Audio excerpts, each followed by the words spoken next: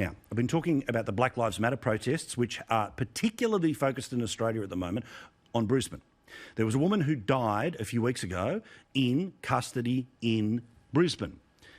The Black Lives Matter line is that Aunty Sherry is one of the black deaths in custody, one of the 430 odd, and because she was Indigenous and because she died in custody, clearly something bad must have happened at the time. But as we've shown you before, this seems not to be the case because police say, and all evidence seems to suggest she died of natural causes. I believe it's a brain aneurysm. Roll the tape.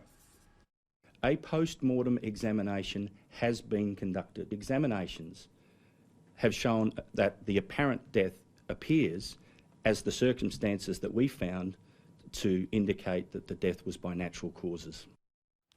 So that's where we were yesterday, and the allegations being made by those protesters is that how do you spell racism? Well, QPS, Queensland Police Service. Well, today a suspension has taken place. Is this a sacrificial lamb to the protesters, or is this somebody who didn't do their job? And if they didn't do their job, they deserve to lose their job and war because somebody had died. But there is a little more to this story than just the headlines would make you suggest. It seems like the headlines are there to try to satiate the crowd to make sure that we can bring some of the temperature down here.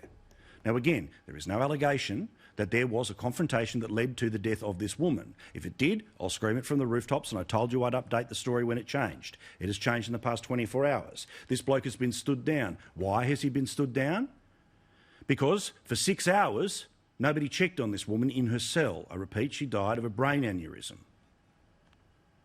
The QPS has taken decisive action, including suspending an assistant watchhouse officer from duty pending the outcome of that investigation. This suspension relates to allegations of failure of duty in relation to the performance of regular physical checks on prisoners in the watchhouse and related record keeping. All of this matters because, clearly, we need to know what happened inside that jail. But secondly, the narrative being pushed by the radicals on the street is to pretend that a George Floyd-esque thing happened inside that Brisbane watchhouse.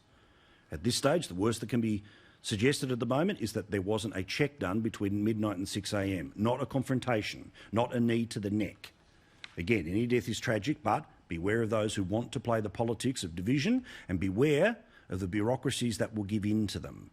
We've talked about that, about the dangers in the United States. We'll wait and see what happens in Brisbane, and I'll update you when we know more.